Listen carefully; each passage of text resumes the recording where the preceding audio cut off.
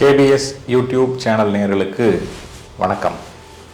ஒரு கிராமம், இந்த கிராமத்திலே ஏறக்குறைய ஒரு 100 வீடுகள் அங்கு அந்த கிராமத்தில் இருக்கு.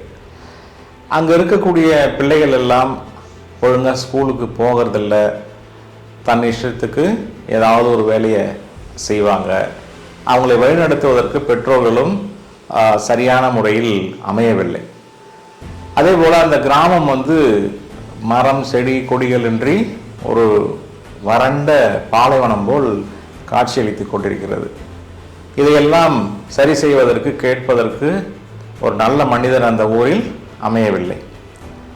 திடீரென எங்கிருந்தோ ஒரு முதியவர், ஒரு 70 வயது இருக்கும், அந்த முதியவர் அந்த கிராமத்துக்கு வரார். வரும்பொழுது அந்த கோயில் வாசலிலே படுத்து உறங்குவதற்கு தயாராகிறார். வெயில் அவரால் படுத்து உறங்க முடியவில்லை. அந்த கோயில் வளாகத்திலே ஒரு மரம் செடி கொடி எதுவுமே இல்லை.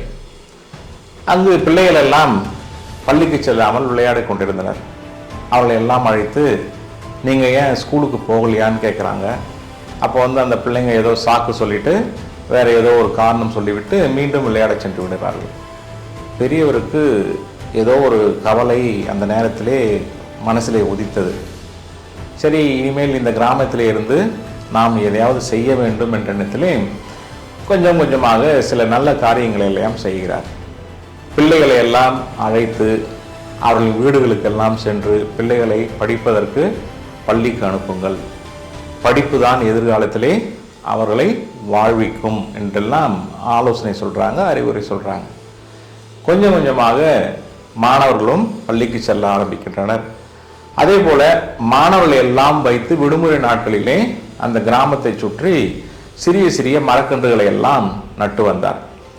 மக்களுக்கும் ஒரு சந்தோஷம், நாம் செய்யாத ஒரு காரியத்தை இந்த வயதான காலத்திலே இந்த முதியவர் செய்கிறார் என்ற ஒரு சந்தோஷத்திலே அவருக்கு உணவளித்து அவரை பாதுகாப்பாக வைத்திருக்கிறார்கள். அந்த கிராமத்திலே சண்டை சச்சரவுகள் அதிகமாக இருக்கும். முதியவர் வந்த பிறகு அதையெல்லாம் பார்த்து சிறிது சிறிதாக சரி செய்ய முயன்று வெற்றியும் கண்டுவிட்டார். மக்களுக்கெல்லாம் மகிழ்ச்சி, ஒருவருக்கொருவர் சகோதரர் போல வாழ்கிறார்கள். பிள்ளைகள் எல்லாம் பள்ளிக்கு செல்கிறார்கள். மரக்கன்றுகள் எல்லாம் சிறிது சிறிதாக வளர ஆரம்பித்தன. காலம் ஓடி விடுகிறது. அவருக்கு வயது 80 ஆகிறது. திடீரென யமலோகத்திலிருந்து யமனுடைய தூதுவர்கள் 2 பேர் அந்த கிராமத்துக்கு வராங்க. அந்த பெரியவரை அணுகி, ஐயா, உங்களுடைய ஆயுள் முடிந்து விட்டது, நீங்கள் இந்த கிராமத்துக்கு நல்லதெல்லாம் செஞ்சுக்கிறீங்க, நல்லதை செஞ்சிருக்கிறதால உங்களுக்கு சொர்க்கம் ஏற்கனவே காத்து கொண்டிருக்கிறது, நீங்கள் என்னோடு வாருங்கள் என்று அவங்க அழைக்கிறாங்க. அப்போ முதியவர் வர மறுத்து விடுகிறார்.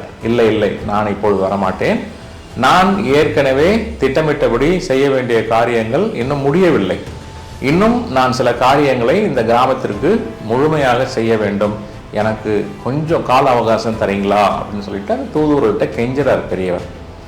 அந்த தூதுவர்களுக்கும் அவர் மேலே ஒரு பரிதாபம் வந்துவிடுகிறது. மீண்டும் திரும்பி யமலோகத்திற்கு சென்று யமனிடம் நடந்ததை சொல்கின்றனர்.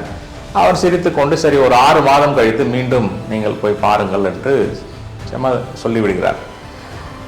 அந்த கிராமம் சிறிது சிறிதாக நன்கு வளர்ச்சி பெறுகிறது. எல்லா வகையிலும் அந்த பெரியவர் எல்லோருக்கும் உறுதுணையாக இருந்து வருகிறார். கடைசியாக ஒரு நாள் யமதூதர்கள் வராங்க.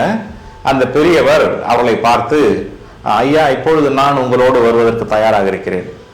நான் ஏறக்குறைய இந்த கிராமத்தில் என்னெல்லாம் செய்ய வேண்டும் என்று நினைத்தோனோ அவையெல்லாம் என்னுடைய மன நிறைவாக முடிந்து விட்டது. எனவே இப்பொழுது என்னை நீங்கள் அழைத்து செல்லலாம் அப்படின்னு சொல்லும் பொழுது யமதூதர்கள் சிரித்து கொண்டே சொன்னாங்க, ஐயா, நான் இப்பொழுது உங்களை அழைத்து செல்ல வரவில்லை, உங்களை இங்கேயே விட்டு செல்லத்தான் வந்திருக்கிறோம். ஏன் அப்படின்னு அந்த முதியவர் கேட்கிறார். அப்போ யமதூதர்கள் சொன்ன பதில், நீங்கள் ஏற்கனவே சொர்க்கத்தில் தான் வாழ்ந்து கொண்டிருக்கிறீர்கள், உங்களுக்கு வேறு ஒரு சொர்க்கத்தை நாங்கள் காட்ட தேவையில்லை, எனவே நீங்கள் இந்த கிராமத்திலேயே உங்களுடைய வாழ்க்கையை தொடருங்கள் என்று சொல்லி அவரை அந்த கிராமத்திலேயே விட்டுவிட்டு வாழ்த்து விட்டு சென்றனர். முதியவருக்கு ரொம்ப சந்தோஷம். அன்பு மாணவ செல்வங்களே, சொர்க்கம் என்பது வேற எதுவுமே இல்லை. நல்ல சொல் பேசக்கூடிய இடம் சொர்க்கம், நல்ல செயல் எங்கெல்லாம் நடக்கிறதோ அது சொர்க்கம், நல்ல மனிதர்கள் எங்கெல்லாம் வாழ்கிறார்களோ அதுவே சொர்க்கம். எனவே அந்த பெரியவர் அந்த கிராமத்தை சொர்க்கமாக மாற்றியிருப்பது மறுக்க முடியாத உண்மை. நீங்களும் அதுபோன்ற நல்ல சொல், நல்ல செயல், நல்ல மனிதர்களோடு பழகுவதை பழக்கமாக்கிக் கொள்ளுங்கள். நன்றி, வணக்கம்.